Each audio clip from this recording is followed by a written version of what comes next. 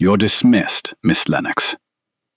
The words landed in the morning room like a stone dropped into still water. Clara stood beside Lady Marguerite's chair with the book still open in her hands. Page 214. A passage about gardens in winter. And the fire cracked once in the silence that followed. She looked at him. The Duke of Blackwood stood in the doorway with his shoulder braced against the frame, as though the frame were the only thing keeping him vertical. His cravat was loose. His skin had the color of parchment left in rain, not pale so much as bleached, as though something essential had been drawn out of him over weeks and weeks, and he had not noticed, or had not cared. His right hand trembled against his thigh. He pressed it flat to stop it.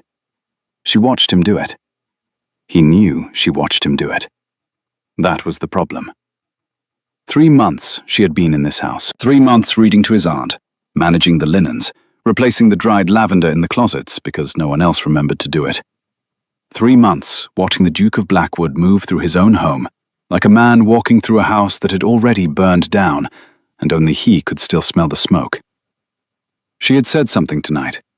She had said it quietly, in this room, with the fire low and Lady Marguerite dozing in her chair, and the Duke standing exactly where he stood now, in the doorway, listening to her read, pretending he was not listening.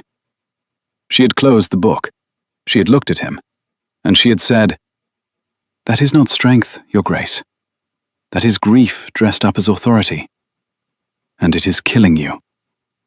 He had gone white. Not angry white, found out white. The white of a man whose locked door has just been opened by someone who did not even need a key.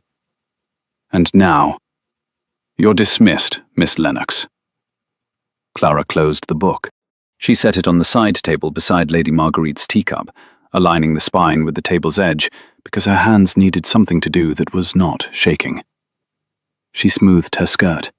She folded her hands. She curtsied. And she made it perfect. Back straight, chin level, eyes on his. The kind of curtsy that is not submission, but a sentence with a period at the end. "Your Grace." She walked past him. She did not touch him. The doorway was narrow enough that she caught the smell of him as she passed. Bergamot and something metallic underneath, something wrong, something she had been cataloguing for 6 weeks without naming it. Her shoulder came within an inch of his chest. She did not slow down. Behind her, Lady Marguerite stirred. "Edmund, what has happened? Where is Clara going?" The Duke did not answer. Clara climbed the stairs to her room on the 2nd floor, east wing, counting the steps as she went. 22. She had counted them the first day she arrived, and every day since. 22 steps between the morning room and the place where she slept. And tonight was the last time she would count them. Her room was small and plain. A bed, a washstand, a wardrobe that smelled of cedar, and the lavender sachets she had hung inside it. Her trunk sat in the corner, already half-packed because a companion's trunk is never fully unpacked. You learn that. You learn to keep one foot in the corridor at all times, because the corridor is where you will end up. She sat on the bed. She pressed her palms flat against her knees and breathed, in and out. She was not going to cry. She was not going to cry because the Duke of Blackwood had fired her for saying a true thing, and she had long ago stopped crying about true things. True things did not need her tears. They stood on their own. A knock. The door opened before she could answer, and Lady Marguerite stood in the hallway in her dressing gown, her white hair unpinned and falling around her shoulders like something from a painting. Whistler's mother, if Whistler's mother had been furious. "He is a fool. He is your nephew.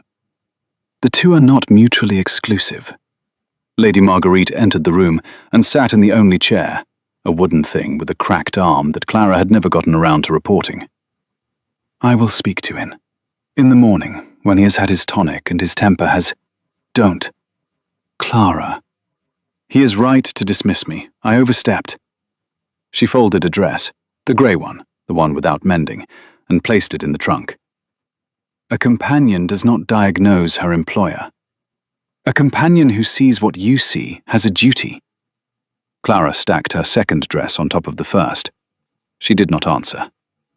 Lady Marguerite watched her pack in silence for a long moment, then rose, crossed the room, and pressed a dry kiss against Clara's temple. Her lips were papery and warm. "The lavender in my closet. You'll tell me where you buy it. I grow it, in the window box. Take what is left." Lady Marguerite nodded and left. The door clicked shut. Clara stood alone in her room, with the trunk open and the lavender still scenting the air, and the silence pressing in from every wall. Then she heard it. Footsteps in the corridor outside her door. Not Lady Marguerite's shuffle, but a heavier, more deliberate tread. Two voices. She recognized both. Pemberton, the Duke's valet, and another man whose voice she could not place. They stopped 3 doors from her room, near the linen closet, and she heard Pemberton say, quite clearly, "The dosage has been adjusted. Another 6 weeks should be sufficient. His Grace's condition will continue to decline naturally." A pause.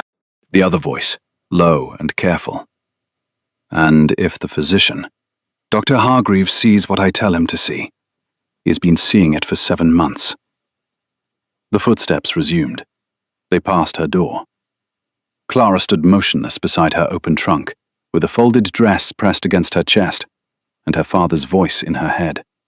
Her father, who had been a country physician, who had taught her to read a body the way other men read ledgers, who had once sat her down at 12 years old and made her memorize the symptoms of arsenical poisoning, because he had lost a patient to it, and never forgiven himself. Trembling hands. She had seen them. Metallic breath. She had smelled it. Pallor that progressed week by week, deeper each time, as though something were being drained. And Pemberton, quiet, loyal, impeccable Pemberton, had prepared the Duke's evening tonic every night for as long as she had been in this house. Clara set the dress down. She opened the small leather journal she kept in the bottom of her trunk, not her father's medical texts, but her own observations, the ones she recorded every night by candlelight, because watching was what she did. It was all she had ever done. It was the thing that got her dismissed, and the thing she could not stop doing. She flipped to the most recent pages. 6 weeks of notes. The Duke's declining color, the tremor in his right hand increasing, the patches of rough skin on his wrists that he covered with his cuffs, the way he pressed his palm against his stomach when he thought no one was watching. She had written on the page dated 11 days ago, "Something is wrong with him beyond grief. I do not know what." Now she knew. She closed the journal. She did not finish packing. She sat on the edge of the bed with the journal in her lap and counted the things she knew. 1. The Duke was being poisoned. 2. The man poisoning him had been his most trusted servant for 15 years. 3. She had just been dismissed from the household and had no standing, no proof, and no one who would believe a companion over a valet. 4. She had said, "It is killing you," and she had meant his grief. She had not known how literal she was. She would leave in the morning. She would leave because she had been told to leave, and because staying would alert Pemberton that she had heard. But she would not leave London. She would not leave him. Clara blew out the candle. In the dark, she counted her heartbeats until she lost track, somewhere past 200. And then she slept. Morning came, grey and wet. Clara carried her trunk down the 22 stairs and through the entrance hall, where the butler held the door, and the maid who had first shown her to her room 3 months ago stood in the corridor and did not meet her eyes. The carriage, a hired one, not a Blackwood vehicle, waited in the street. Rain beaded on its roof. Clara climbed in, settled her trunk beside her, and pressed her hand flat against the window as the carriage pulled away. Through the rain-streaked glass, she watched the house shrink. The iron gates, the gravel drive, the morning room window where she had read aloud every afternoon for 91 days. She counted the windows as they disappeared. 14 on the front face. She had counted them on her first day too. The boarding house near Cheapside cost 3 shillings a week, paid in advance. Her room was on the 3rd floor, narrow as a coffin, with a window that faced east toward the dome of St. Paul's. The sheets smelled of soap and someone else's sleep. She unpacked only what she needed: her journal, her father's medical texts, a change of clothes. The rest stayed in the trunk. She opened her father's copy of Orfila's treatise on poisons and found the chapter on arsenic. She read it twice, cross-referencing against her journal notes. Chronic arsenical poisoning, progressive peripheral neuropathy, gastrointestinal distress, changes in skin pigmentation, Mace's lines on the fingernails. She stopped. The white lines. She had seen white horizontal lines on the Duke's fingernails 3 weeks ago when he reached across the breakfast table for the salt. She had noticed them. She had written them down. She had not understood what they meant. She understood now. The first apothecary on Fleet Street knew nothing. The second, on Ludgate Hill, was nervous and unhelpful. The third, a narrow, cluttered shop off Paternoster Row with jars of dried herbs crowding every surface, and a proprietor who squinted at her over half-moon spectacles, recognized her description immediately. Fowler's solution. Regular purchases. A man of about 50, well-dressed, very particular about the concentration. The apothecary leaned forward. His breath smelled of peppermint and tobacco. Why do you ask? I am assisting a physician. Which physician? A careful one. He studied her. She held his gaze. She was good at holding gazes. It was one of her few marketable skills. And after a moment, he shrugged and pulled a ledger from beneath the counter. His finger traced the entries. Here, monthly purchases for 7 months. The buyer gives his name as Porter. Not Pemberton. Porter. But the description matched. Tall, thin, grey-haired, a scar across the back of his left hand. Clara had noticed that scar. She noticed everything. It was her curse and her single inheritance. How much does he purchase each time? The apothecary told her. Clara did the arithmetic in her head. Her father had taught her dosing calculations before he taught her to ride a horse, and felt the floor tilt beneath her feet. At the current rate of purchase, the dose was increasing. 7 months ago, it would have been subtle. Now it was accelerating. She bought a small bottle of Fowler's solution for reference, paid from her dwindling savings, and stepped out into the rain. She stood on Paternoster Row, with the bottle in her pocket and the rain soaking through her bonnet, and counted the weeks. 6 to 8 at the current dosage, if Pemberton maintained the acceleration. 6 to 8 weeks until the Duke of Blackwood died in his own house, attended by his own physician, mourned by his own aunt, and no one would call it anything but natural decline. Unless she stopped it. The first Blackwood carriage arrived on her 3rd day at the boarding house. She saw it from her window, the crest on the door, the matched greys, the footman in Blackwood livery climbing down with a letter in his gloved hand. She watched him enter the building. She heard his boots on the stairs. The knock came. Clara opened the door. Miss Lennox? The footman was young, red-cheeked, uncomfortable. His Grace requests your return to Blackwood House. The carriage is at your disposal. She looked at the letter in his hand. Cream paper, the Blackwood seal in dark blue wax. She did not take it. Please tell His Grace that I am settled.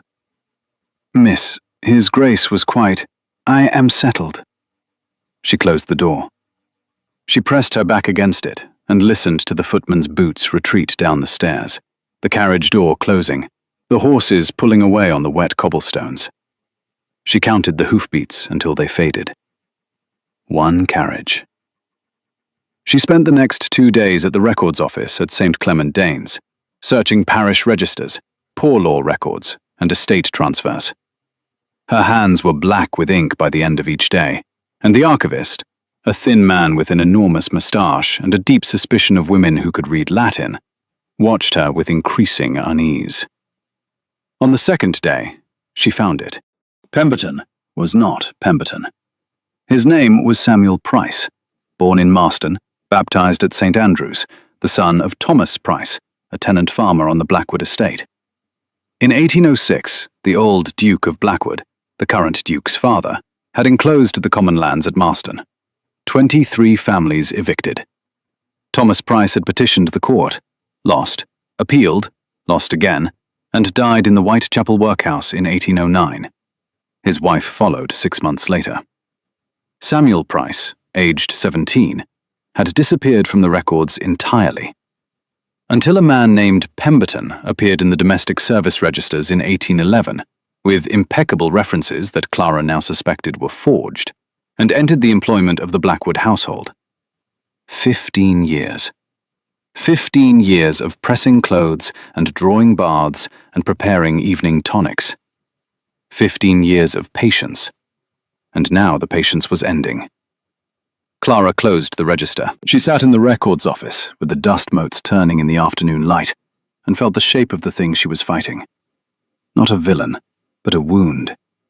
A man whose family had been destroyed, who had spent 15 years becoming indispensable to the son of the man who destroyed them, and who was now, slowly, methodically, without pleasure, collecting a debt that was owed. It did not make it right, but it made it comprehensible. And comprehensible things, her father had taught her, were the most dangerous of all, because you could almost talk yourself into forgiving them. She went to Dr. Hargreaves the following morning. His surgery on Wimpole Street smelled of carbolic acid and old upholstery, and the particular staleness of a room where the windows have not been opened in years, because the man who occupies it has decided the air outside has nothing to offer him. Clara sat across from his desk, with her hands folded and her evidence arranged in her mind like instruments on a surgical tray. Symptoms, timeline, chemical compound, motive, and presented her case with the clinical precision her father had taught her. Hargreaves listened from behind a fortress of medical journals and prescription pads. He was a large man, with heavy-lidded eyes, and the particular manner of someone who has spent 3 decades being right and has lost the capacity to imagine being wrong. Miss Lennox. He said her name the way one says the name of a condition that is beneath diagnosis. You are suggesting that a valet who has served the Blackwood household for 15 years is administering poison to his employer. I am not suggesting it. I am describing it. Progressive peripheral neuropathy. Maze's lines on the fingernails. Gastrointestinal distress with metallic residue on the breath. These are the textbook presentation of chronic arsenical exposure. And the timeline corresponds precisely with Pemberton's, "You are a companion." He did not raise his voice. He lowered it, which was worse. Not a medical man. My father was a physician. Your father was a country doctor who treated farmers and their livestock.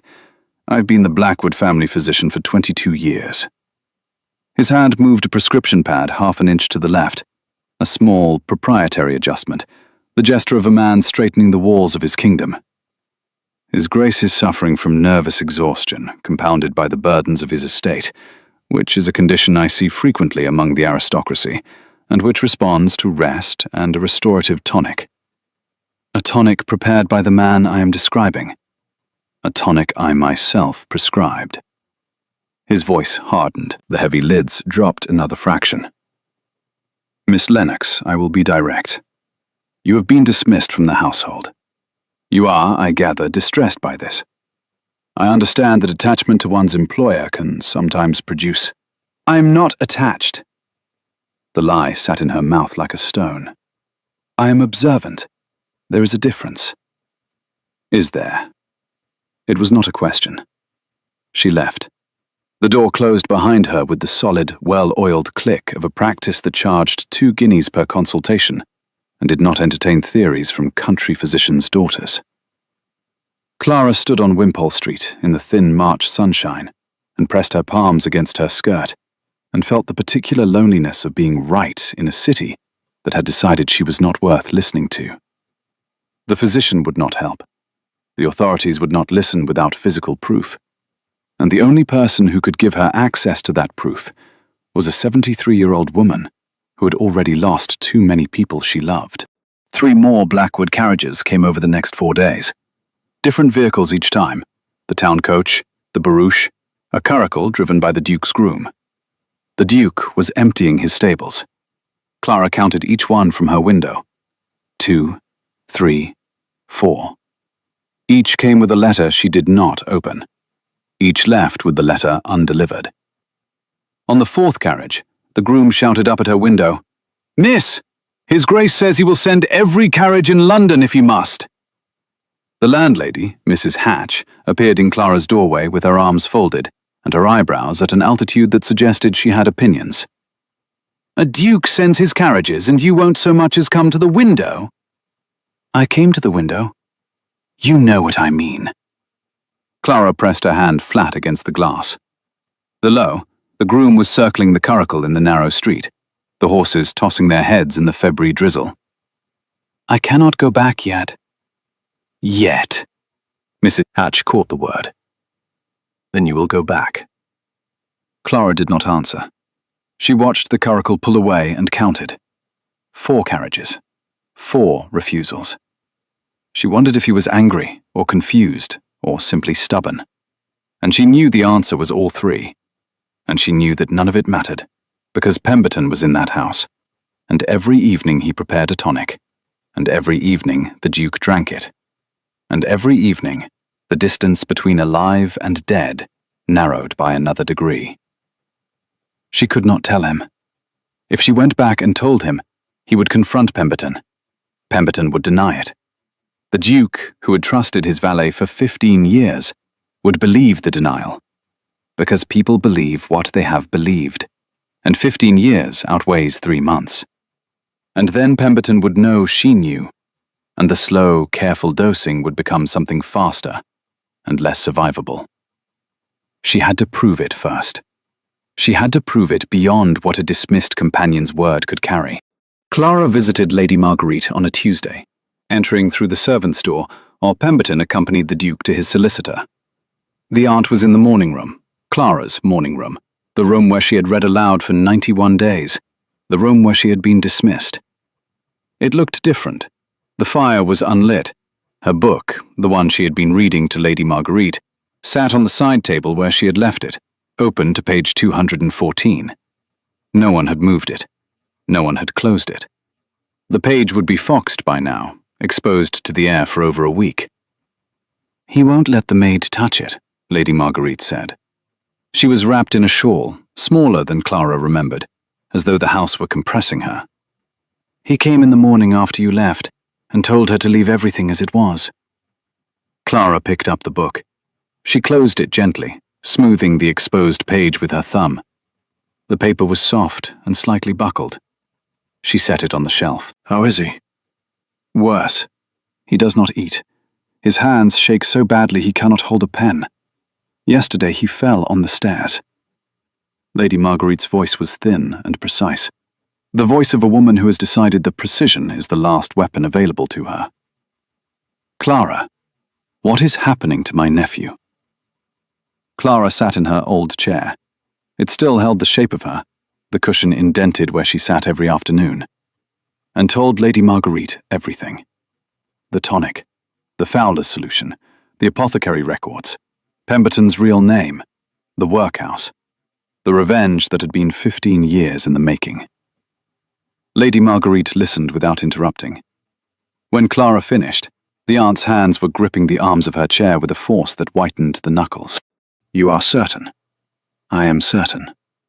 "And you stayed away, you refused his carriages, to protect him." "If Pemberton discovers I know, he will accelerate the dose. The Duke could be dead in days instead of weeks." Lady Marguerite looked at her for a long time. Her eyes were pale blue and very clear, the eyes of a woman who had lived 73 years and lost most of the people she loved, and was not willing to lose one more. "What do you need?" "I need proof that will hold in front of a magistrate.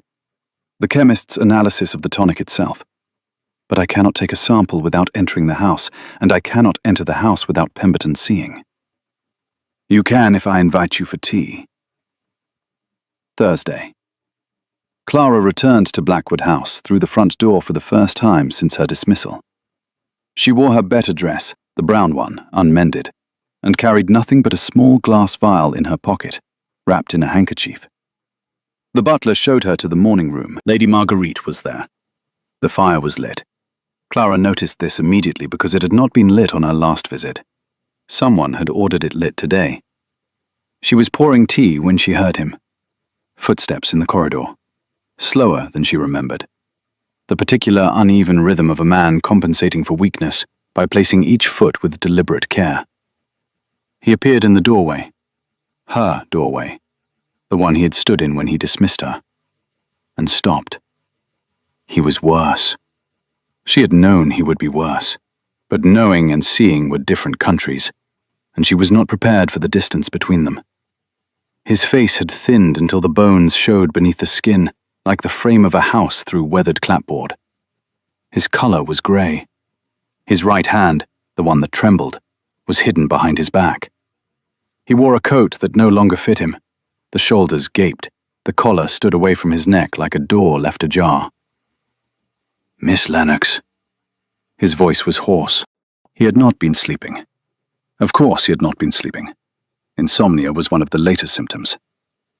"Your Grace." Silence. Lady Marguerite looked from one to the other and poured a third cup of tea with the serenity of a woman executing a plan. "I invited Clara for tea, Edmund. Sit down." He did not sit. He stood in the doorway and looked at Clara with an expression she could not classify. Not anger exactly, not relief exactly. Something between the two that had no name she knew. "You refused my carriages." "I did." "All of them?" "Yes." "Why?" She held his gaze. She could not tell him why. She could not say, "Because I am trying to save your life and you are making it very difficult by being noble and stubborn and sending increasingly large vehicles to my boarding house." She could not say, "Because every time a Blackwood carriage appears on my street, I count it and add it to the list of reasons I cannot sleep, because I was not ready to return. And now, I am here for tea." Something moved in his face, a fracture in the mask quickly sealed. He turned and walked away. His footsteps retreated down the corridor, slow, careful, each one placed like a word chosen by a man running out of language. Lady Marguerite waited until the footsteps faded. Then she leaned forward. "The tonic is on the sideboard in his study. Pemberton prepares it at 7 and leaves it. Edmund drinks it at 8. You have 1 hour." Clara set down her teacup. She crossed the morning room, walked down the corridor, and entered the Duke's study. It was smaller than she expected, book-lined, dark, with a fire that had burned to embers, and a desk covered in papers he clearly lacked the steadiness to organize. On the sideboard, a crystal decanter, 2 glasses, and a small brown bottle with a cork stopper. The evening tonic. She uncorked it. The smell hit her. Bitter herbs layered over something she recognized instantly. The faint, almost sweet undertone of arsenic. Her father had described it once as the smell of almonds left in a burning house. She poured a measure into her vial, replaced the cork, pocketed the vial, and was back in the morning room in 4 minutes. Lady Marguerite handed her a biscuit. Clara ate it without tasting it. The chemist on Wick Street, a man named Aldridge who had trained under Professor Christison and owed Clara's father a debt that extended beyond the grave, confirmed it in 2 days. Arsenic trioxide in aqueous solution, masked with gentian root and valerian. Whoever prepared this knew enough to make it taste like medicine. He handed her the written analysis, sealed and signed. "Miss Lennox, this is a lethal dose. At this concentration, administered daily, I know. This must go to the authorities." "It will. But I need something more first." Clara stood at the window of her boarding house, with the chemist's sealed report in one hand, and the other pressed flat against the glass. Below, a coal cart rattled past. A boy swept the gutter. London continued, as though a man were not dying in a house on the other side of it. She needed the Duke to believe her. Not the magistrate. The magistrate would follow the evidence. But the Duke would need to believe that the man who had dressed him and shaved him and mixed his tonic for 15 years was the man who was killing him. A chemist's report would not do that. She needed Pemberton in a room where his mask would crack.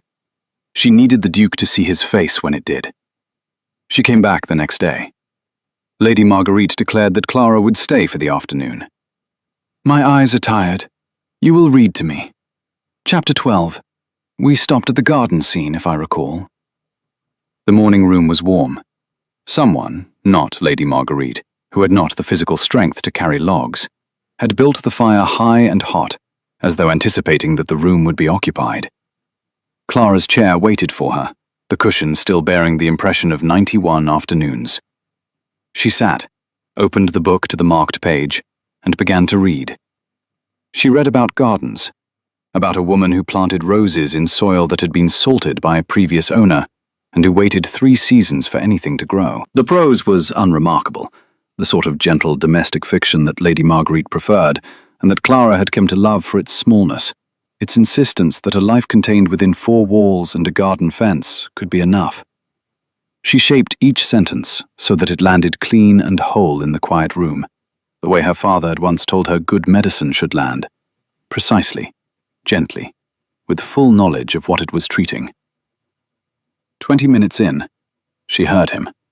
Not footsteps. He had learned to walk quietly, or perhaps the poison had made his tread lighter than it should be. A creak of floorboards in the corridor beyond the morning room door. The faintest shift of weight, like a held breath given a body. He was standing just outside the threshold, just beyond where she could see him, and where he could pretend he was passing through on his way to somewhere else. He was not passing through. He was listening. Clara kept reading. She did not raise her voice or slow her pace. She did not perform. She read the way she always read, with precision and warmth, and the particular quality of attention that makes a listener feel the words are being offered, not recited. She read about the woman in the garden, about the salt in the soil, about the 3rd spring, when a single green shoot broke through, and the woman knelt in the dirt and pressed her hand against the earth and wept, not from sadness, but from the specific exhaustion of patience rewarded. The floorboards in the corridor did not creak again. He was still there, perfectly still, listening, the way he had listened every evening for 3 months before he dismissed her. Standing in the doorway, pretending the book was what brought him. Lady Marguerite's eyes were closed. Her breathing had slowed to the rhythm of sleep. Clara continued reading for another 10 minutes. For him, not for the art. And when she closed the book, she sat in the silence and felt the shape of what this room could be if the poison were gone, and the grief were named, and the man in the corridor allowed himself to walk through the door, instead of standing on its other side. A fire, a book, a woman reading and a man listening, and the quiet that exists between 2 people who have stopped pretending they do not need each other. She heard him leave. His footsteps retreated toward the stairs, slow, careful. The steps of a man who did not want to be heard leaving, because leaving would confirm he had been there, and being there would confirm something neither of them had said. Clara pressed her hand against the warm cover of the book, and did not move for a long time. She came back the day after that, and the day after that. The carriages had stopped, not because he had stopped sending them, but because she was already in his house every afternoon. She counted the total. 7 carriages sent, 7 refused, and then the refusals had become irrelevant because she was walking through his front door of her own volition, and the front door, it turned out, was more devastating than any carriage. On the 3rd day of her visits, she passed him in the upstairs corridor. He was coming from his bedroom. He stumbled. His left knee buckled, a small collapse that he corrected in half a second by gripping the wall. But in that half second, Clara was there. Her hand closed around his forearm. She felt the bone through the fabric. Too much bone, not enough flesh. And she held on. He looked down at her hand. She looked up at his face. Neither of them moved. "Your pulse is elevated," she said. "You can feel my pulse through my coat." "Yes." His hand came up and covered hers. His palm was hot. Feverish, she noted, another symptom. And rough, and it pressed her fingers against his arm with a gentleness that contradicted every rigid line of his body. You are not what I expected, Miss Lennox. You expected a companion. I expected someone who would leave when told to leave. I did leave. You are standing in my corridor. I came back. His thumb moved once across her knuckles. Just once. A stroke so slight it could have been involuntary. She counted the contact. 3 seconds. Then she released his arm and stepped back, and the corridor was a corridor again, and not the charged, narrow space between two people who had not yet named what they were. Do not drink the tonic tonight, Your Grace. He frowned. You said that before. Why? Because I am asking you. That is not a reason. It is the only one I can give you today. She turned and walked away. She counted her steps. She did not look back. If she looked back, she would tell him everything, and telling him everything would kill him. Pemberton found her in the morning room on the 4th day. Lady Marguerite had gone to rest. Clara was alone, shelving a book, when his shadow fell across the doorway. Miss Lennox. She turned. He stood with his hands clasped behind his back and his head slightly tilted. The posture of a man who has been a servant so long that deference is no longer a choice, but a shape his body assumes without instruction. His face was composed. His eyes were not. Mr. Pemberton. I understand you have been visiting frequently. Lady Marguerite enjoys the company. Indeed. He stepped into the room. He moved the way he did everything, quietly, precisely, without wasted motion. I also understand you have been making inquiries at certain establishments regarding certain purchases. Clara did not step back. She set the book on the shelf and faced him with her hands at her sides and her weight evenly distributed and her breathing controlled.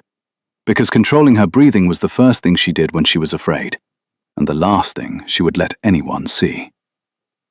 That is not concern, Mr. Pemberton. That is surveillance.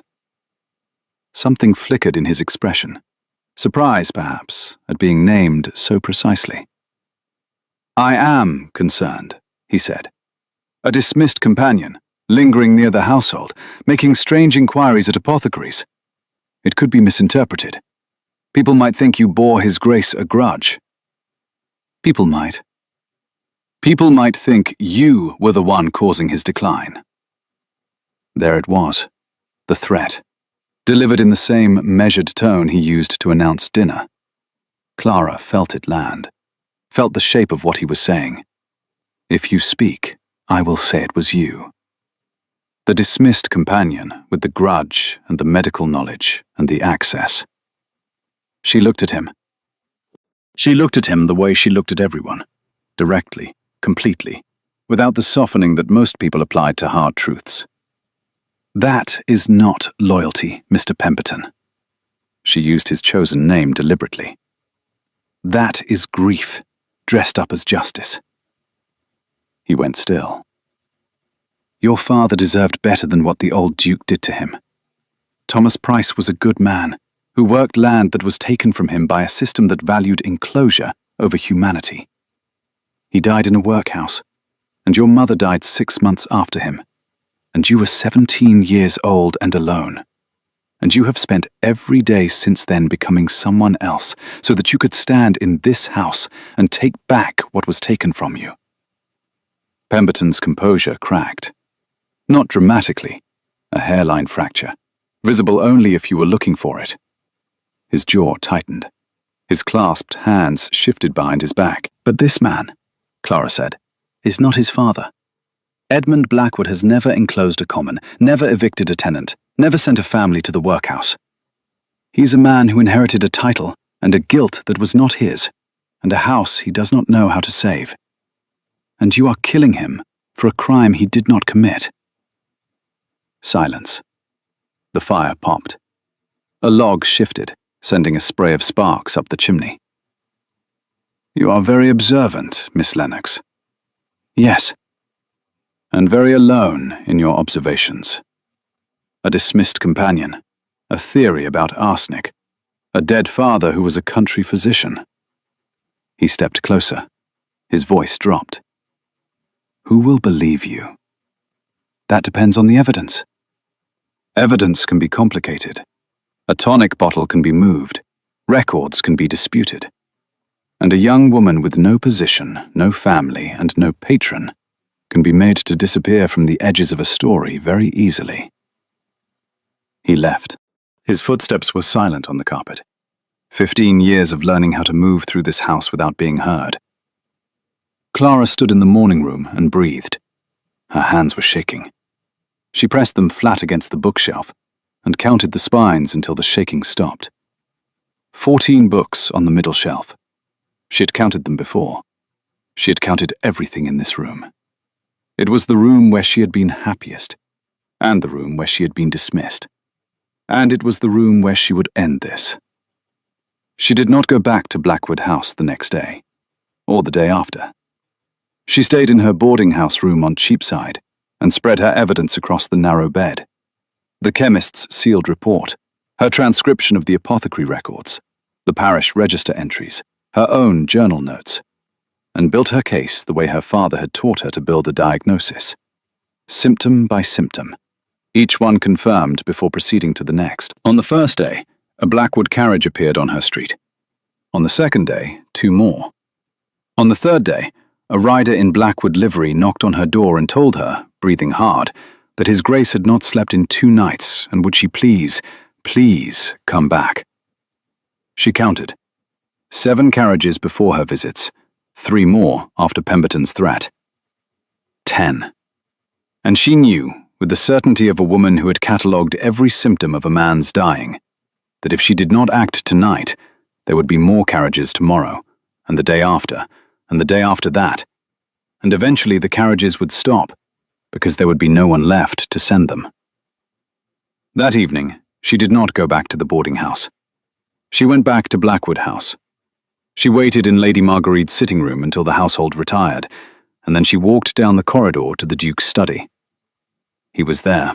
He was sitting at his desk with a pen in his hand and a blank page before him, and the pen was shaking so badly that a constellation of ink spots had formed on the paper where his hand had hovered without being able to land. She knocked on the open door. He looked up. His eyes were red-rimmed.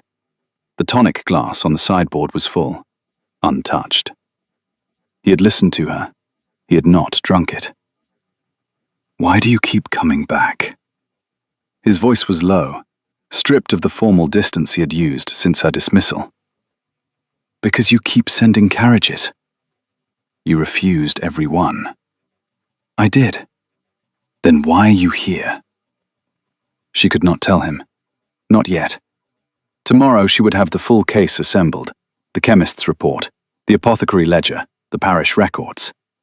Tomorrow she would bring a magistrate and a physician and evidence that could not be disputed. But tonight, Pemberton had threatened her, and the dose was increasing, and the Duke was sitting in his study unable to hold a pen, and she was so tired of counting things, carriages, heartbeats, symptoms, days, without being able to say why.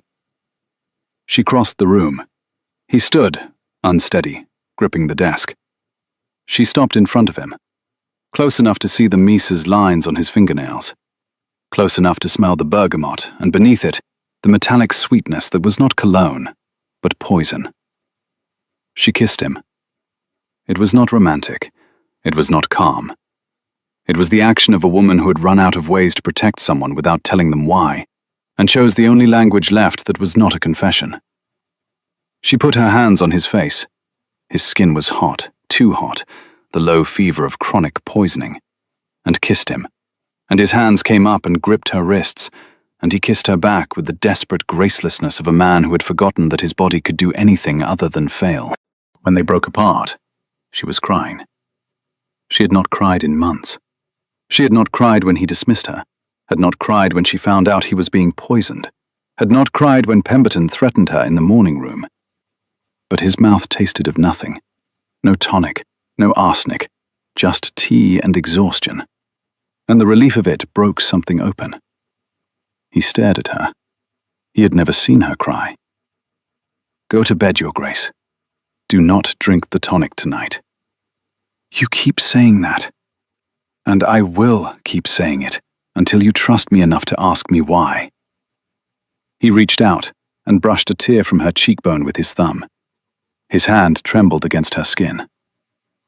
"Why?" "Tomorrow," she said. "Ask me tomorrow, and I will show you everything." She left his study. She walked down the corridor and counted her steps, 14 to the staircase. And she did not look back, because looking back was something she allowed herself only when the danger was over. And the danger was not over yet. Morning. Clara arrived at Blackwood House at 9 o'clock with 3 people. Aldridge, the chemist, carrying his sealed report. A magistrate named Holloway, arranged through Lady Marguerite's connections. And Dr. Hargreaves, who had been summoned by a letter from Lady Marguerite that read, in its entirety, "Come at once, bring your instruments, and prepare to be wrong about everything." The morning room had been prepared, fire lit, chairs arranged. Lady Marguerite sat in her usual place with the composure of a general who has spent the night reviewing maps. The Duke sat beside the window. He looked like a man who had not slept, because he had not. But he also looked like a man who had stopped drinking poison 12 hours ago, and even 12 hours made a difference. His hands were steadier.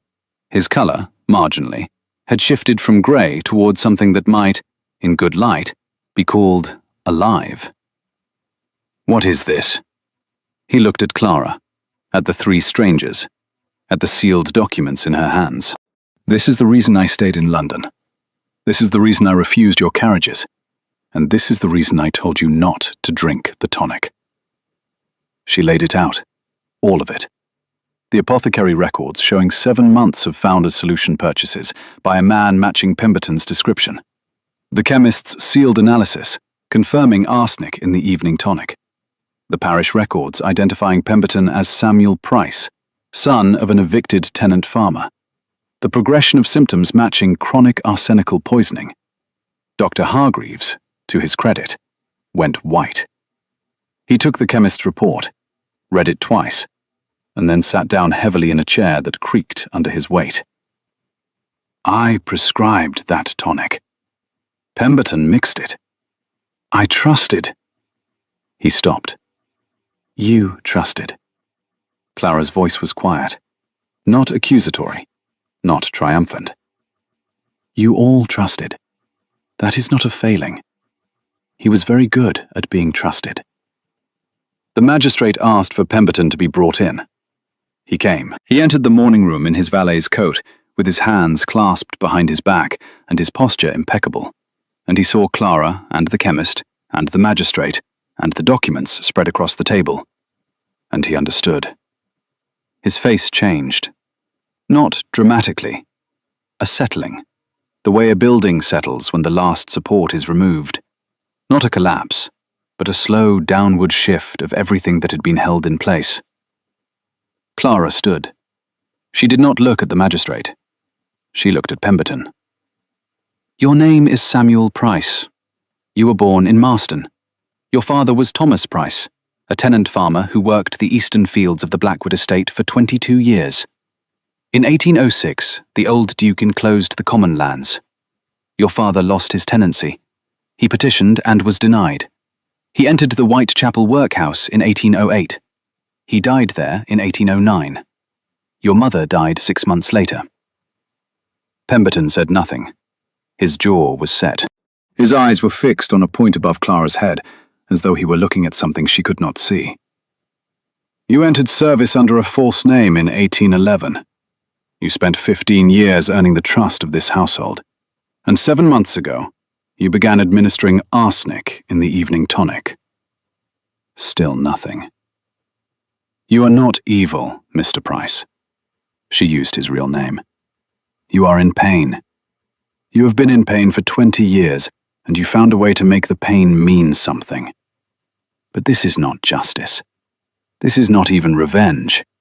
This is a man dying for something his father did, and you know that he is not his father." Pemberton's composure broke. It was not the hairline fracture she had seen before. It was the whole surface giving way. His shoulders dropped. His hands came out from behind his back and hung at his sides. and his face, which had been a mask of practiced deference for 15 years, became the face of a man who had been carrying something too heavy for too long, and had just been told he could set it down. "He enclosed the common," Pemberton said. His voice cracked. 23 families. My mother walked 9 miles to the workhouse with my sister on her back, and my sister died on the road. My father dug the grave with his own hands because the parish would not pay for a burial. The room was silent. "I know," Clara said. "I read the records. Every one." "Then you know what was owed." "I know what was owed. And I know this man did not owe it." Pemberton looked at the Duke for the first time. The Duke looked back. His face was unreadable. Not cold, not angry. Something deeper than both. Something that lives in the place where inherited guilt and personal innocence collide, and neither one knows how to speak. "My father was a monster," the Duke said quietly. "I have known it since I was 12 years old. I have spent my life trying to be something other than what he was. And I have been failing." "You have not been failing," Clara said. She said it to both of them. "You have both been fighting the same ghost. You have both lost." The magistrate cleared his throat. The legal process was not interested in ghosts. The Duke rose from his chair. He crossed the room to where Pemberton stood, to where Samuel Price stood, and stopped in front of him, close enough to see the scar on the back of his hand, close enough to see the man behind 15 years of impeccable service. "You're dismissed, Mr. Price." The words landed differently this time. When the Duke had said them to Clara, they had been a wall thrown up in panic. When he said them to Pemberton, they were a door being closed with terrible, quiet precision. The same 2 words, a different ending. Pemberton was escorted out. He went quietly, as he did everything, without resistance, without noise, without the drama that Clara suspected he had never once permitted himself in 20 years of grief. At the door, he turned. "The lavender," he said to Clara. "In the linen closets. I noticed it the week you arrived. My mother grew lavender." Then he was gone. The morning room emptied. The magistrate left with his notes. The chemist left with his report. Dr. Hargreaves left with his humiliation and a new prescription that did not contain arsenic. Lady Marguerite left with the measured tread of a woman who has saved her nephew's life and intends to take a nap about it. Clara and the Duke remained. The fire was burning well. The book she had been reading to Lady Marguerite was on the shelf where she had placed it days ago. Closed now, the foxed page smoothed, the spine aligned with its neighbors. The morning room was warm. Clara stood beside the fireplace, and the Duke stood beside the window, and the distance between them was 8 feet, and 15 days of carriages she had not boarded, and truths she had not spoken. "How many carriages did I send?" 10. He looked at her. "You counted." "I always count." "And every time you refused. You were trying to keep you alive, yes." He crossed the room. Not quickly. He was still weak, still recovering, still a man whose body had been poisoned for 7 months. But steadily. He stopped in front of her. He did not kiss her. He took her hand and pressed it flat against his chest, over his heart. She felt the beat through his shirt, through the wool of his waistcoat, through the thin cotton of her glove. She counted. 72 beats per minute, slower than before. Steadier. Alive. "Stay," he said. "That is not a question." "No." He held her hand against his heart. His eyes were clear for the first time since she had known him. Clear the way a window is clear after someone has finally opened it. "It is not." She stayed. 6 months later, the morning room was unrecognizable. Not physically. It was the same room, the same fireplace, the same windows facing the garden where the roses were beginning their second bloom. But the dust covers were gone. All the chairs were uncovered, and occupied, or available to be occupied. The fire burned every day now, even in summer, because Lady Marguerite preferred the warmth, and Clara preferred the sound, and the Duke preferred whatever Clara preferred, though he would have rather had his other hand poisoned than admitted this aloud. Clara sat in her chair, with its indentation in its place, reading aloud. Not to Lady Marguerite, who was asleep in her corner with a shawl over her knees and a cup of tea going cold on the table beside her. She was reading to the Duke, who sat across from her with his legs stretched toward the fire, and colour in his face, and weight on his frame, and his right hand resting on the arm of the chair without trembling. She had married him in April. The ceremony was brief. 12 minutes, she had counted. And afterward they had walked home through the garden, while Lady Marguerite threw dried lavender instead of rice, because, she said, rice was for people who lacked imagination. Now Clara turned a page, and the Duke reached across the space between their chairs and placed his hand over hers on the book. She stopped reading.